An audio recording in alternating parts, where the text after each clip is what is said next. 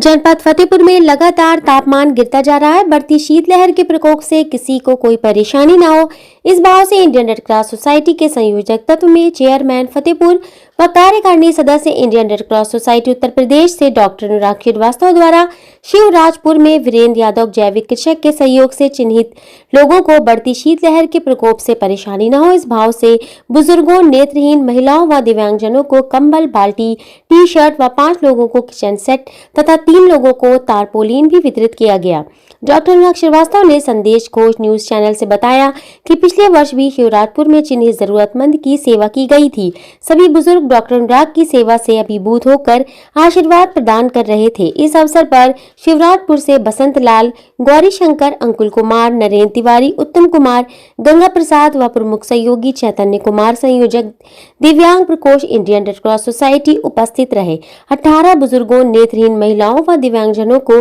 कंबल, बाल्टी, T shirt व 5 लोगों को किचन सेट तथा 3 लोगों को तारपोलिन भी वितरित किया गया। इस अवसर पर शिवराजपुर से बसंत लाल, गौरी शंकर, अंकुल कुमार, नरेंद्र तिवारी, उत्तम कुमार, गंगा प्रसाद व प्रमुख सहयोगी चैतन्य कुमार, संयोजक दिव्यांग प्रकोष्ठ इंडियन रेड क्रॉस सोसाइटी उपस्थित रहे। बोल रहे हैं शिवराजपुर ग्राम से। और हमें डॉक्टर साहब ने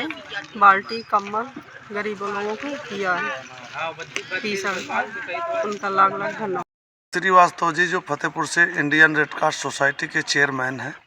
उनके द्वारा एक कम्बल वितरण का कार्यक्रम किया गया। पिछले वर्ष भी कार्यक्रम किया गया था। लगभग 20 लोगों को 18-20 लोगों को कम्बल वितरण किया गया। बाल्टी और बर्तन, खाना बनाने के किट, कुछ लोगों को तिरपाल दिया गया, सबको एक एक टी शर्ट, कपड़े ठंडी में पहनने के लिए।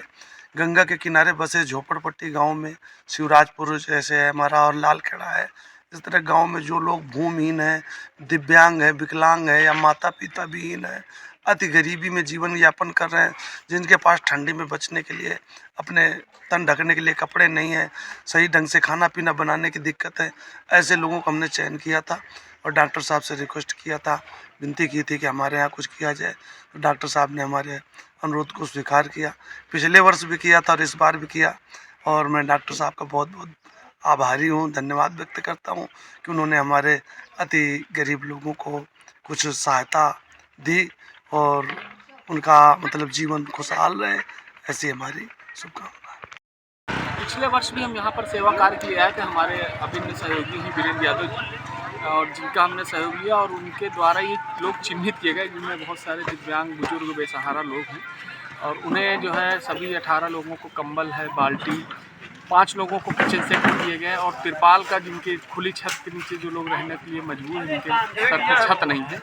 तो कम से कम वो ऐसे पन्नी छा के रह रहे हैं, तो उनके लिए तिरपाल की व्यवस्था भी की गई 3 लोगों को, और 5 लोगों को किचन सेट जिसमें बर्तन हैं वो दिए गए हैं। और ये किचन सेट, बाल्टी, तिरपाल,